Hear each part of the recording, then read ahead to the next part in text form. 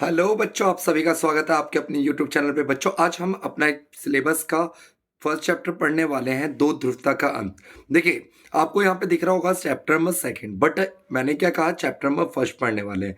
मैंने ऐसा क्यों कहा? ऐसा इसलिए कहा है, इस साल के सिलेबस के अकॉर्डिंग हमारा जो चैप्टर नंबर फर्स्ट है वो क्या है, दो ध्रुवता का अंत। इसके जो इस साल सिलेबस में हमारे जो इंपॉर्टेंट टॉपिक्स है, सबसे पहले वो देख लीजिए।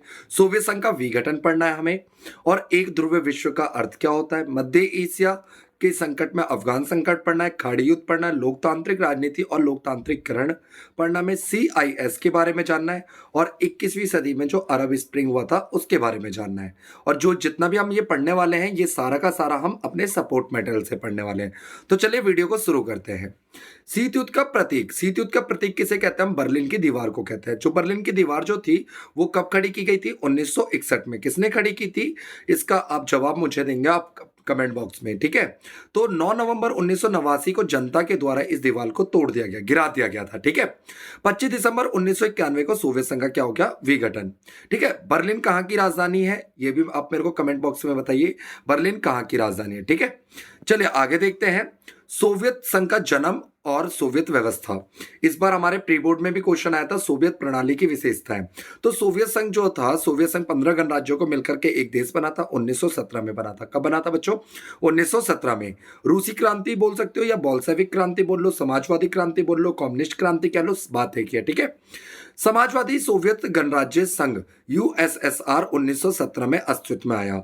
सोवियत संघ में समतावादी समाज, समतावादी समाज का मतलब होता है सभी देश के अंदर सभी लोग बराबर रहेंगे, ठीक है। समतावादी समाज के निर्माण के लिए केंद्रीकृत योजना, मतलब एक ही सरकार होगी, केंद्र सरकार जो योजना बनाएगी, राज्य के नियंत्रण पर आधारित, मतलब सभी चीजों पे सरकार का नियंत्रण होगा। साम्यवादी दल बोले तो कम्युनिस्ट पार्टी का नियंत्रण रहेगा, और निर्देशित व्यवस्था सोवियत प्रणाली कहलाती है, ठीक है। सोवियत प्रणाली क्या है? यहाँ पे समतावादी समाज का निर्माण के लिए केंद्रीकृत योजना, राज्य के नियंत्रण पर आधारित साम्यवादी दल होगा, निर्देशित व्यवस्था को ही सोवियत प्रणाली कहते हैं।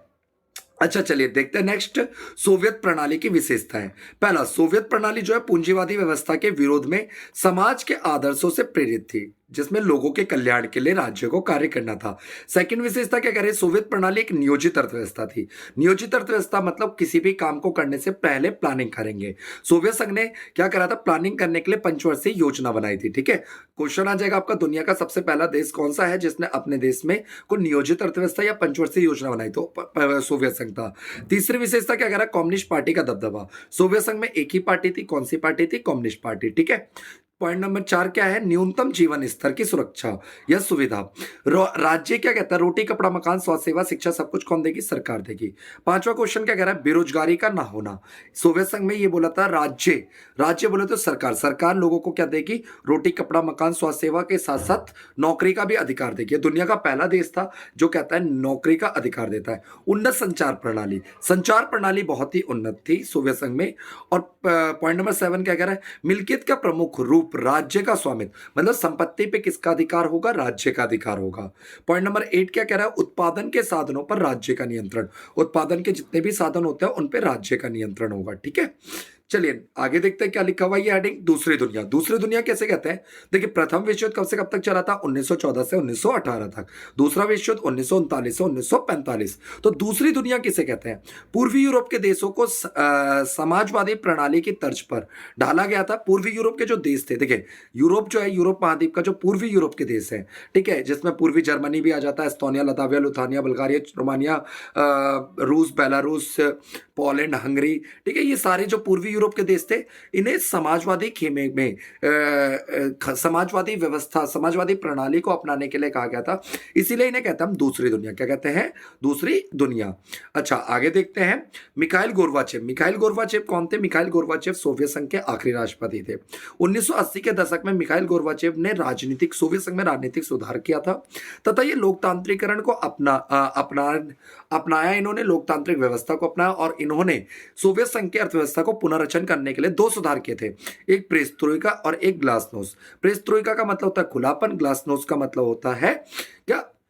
देखिए, पेरेस्ट्रोइका का मतलब होता है खुलापन, सॉरी सॉरी सॉरी, प्रेस्ट्रोइका का मतलब होता है पुनर्रचन, सॉरी सॉरी बच्चों, प्रेस्ट्रोइका का मतलब होता है पुनर्रचन और ग्लासनोस्ट का मतलब क्या होता है, खुलापन।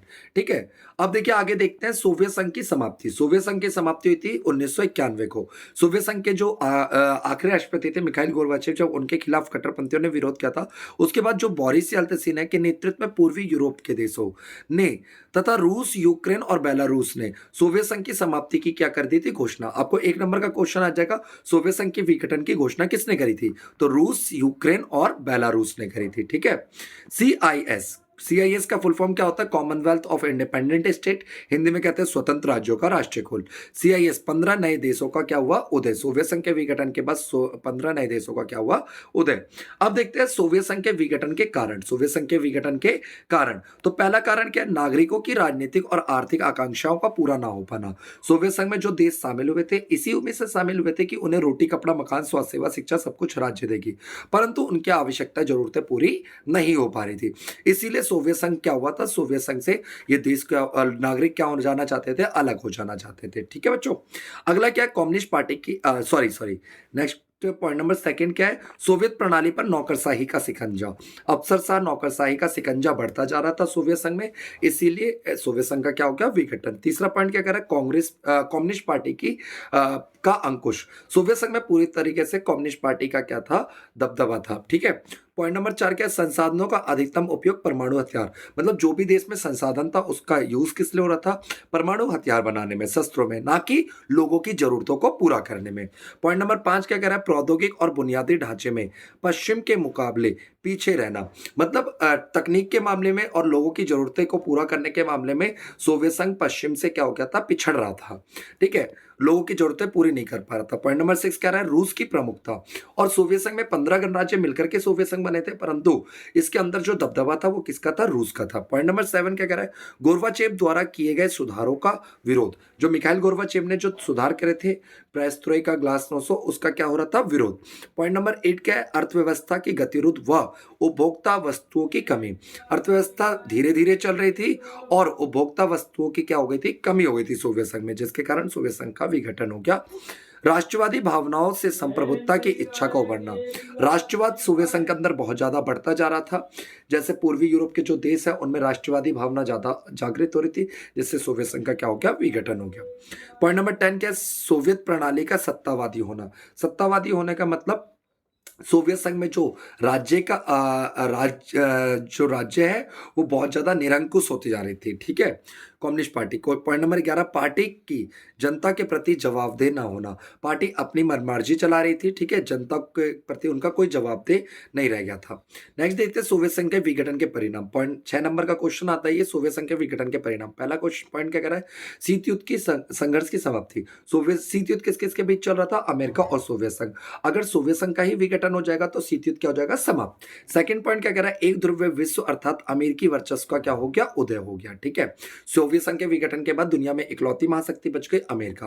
पॉइंट नंबर 3 क्या कह रहा है, हथियारों की होड़ क्या हो गई, समाप्त हो गई सोवियत संघ के विघटन के कारण।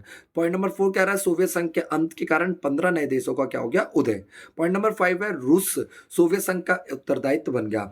सोवियत संघ का उत्तराधिकारी कौन बन गया, रूस बन गया। एक नंबर का क्वेश्चन आ जाता है बच्चों, सोवियत संघ के विघटन का छठा परिणाम क्या कह रहा है हमारा, विश्व राजनीति में शक्ति संबंधित परिवर्तन होने लग गए। ठीक है, शक्ति संबंधित परिवर्तन मतलब शक्ति अमेरिका से किसके सोवियत संघ और अमेरिका के गुट में बटी हुई थी। ठीक है, अब केवल किसके पास रह गई शक्ति, अमेरिका के पास। पॉइंट नंबर 7 क्या कह रहा है, पॉइंट नंबर 7 कह रहा है हमारा, समाजवादी विचारधारा पर प्रश्न चिन्ह उठ गया और पूंजीवादी विचारधारा क्या क्या हो गया, उदय हो गया। ठीक है, शॉक थेरेपी क्या होता है, शॉक थेरेपी का मतलब होता है आघात पहुंचा के उपचार करना।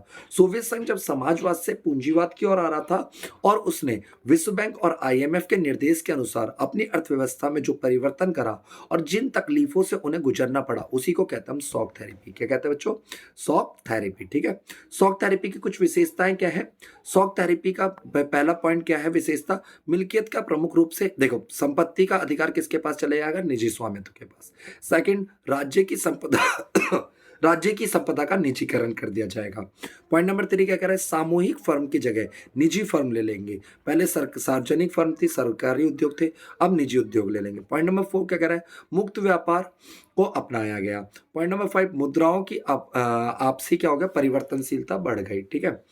पॉइंट नंबर 6 पश्चिमी देशों की आर्थिक व्यवस्था से जुड़ाव हो गया। सोवियत संघ का पूंजीवाद के अतिरिक्त किसी भी वैकल्पिक व्यवस्था को स्वीकार नहीं किया गया। ठीक है। ये शॉक थेरेपी के कुछ परिणाम है, वेरी इंपॉर्टेंट है परिणाम। पूरी तरीके से सोवियत संघ क्या हो गया, फेल हो गया और औद्योगिक ढांचे चरमरा गए। रूसी मुद्रा जो रूबल थी उसमें गिरावट आ गया। पॉइंट नंबर 3 समाज कल्याण का जो पुराना व्यवस्था था वो ढांचा नष्ट हो गया। 90% उद्योग धंधे निजी हाथों में चले गए, औने पौने दामों में सरकार ने प्राइवेट हाथों को बेच दिया। पॉइंट नंबर 5 आर्थिक विषमताएं क्या हो गई, बढ़ गई। खाद्यान्न संकट आ गया सोवियत संघ में, माफिया वर्ग का उदय हो गया, ब्लैक मार्केटिंग बहुत बढ़ गई। कमजोर संसदीय व्यवस्था होने के कारण राष्ट्रपति को अधिक शक्तियां और सत्तावादी राष्ट्रीय शासन की ओर जाना पड़ा। ठीक है। अब देखिए नेक्स्ट वीडियो में हम यहाँ से कंटिन्यू करेंगे। ठीक है। इस वीडियो में हम यहीं तक पढ़ते हैं। नेक्स्ट वीडियो में हम इसके आगे ये सारा बाल्टिक क्षेत्र के मध्य एशिया का संघर्ष और भारत के सोवियत संघ के साथ संबंध, और फिर उसके बाद हम अमेरिका द्वारा सैनिक ऑपरेशन जो किए गए और अरब स्प्रिंग को पढ़ेंगे, और उसके बाद अपने एक एक नंबर के जो क्वेश्चंस हैं उन क्वेश्चनों को पढ़ के इस वीडियो को, इस चैप्टर को खत्म करेंगे।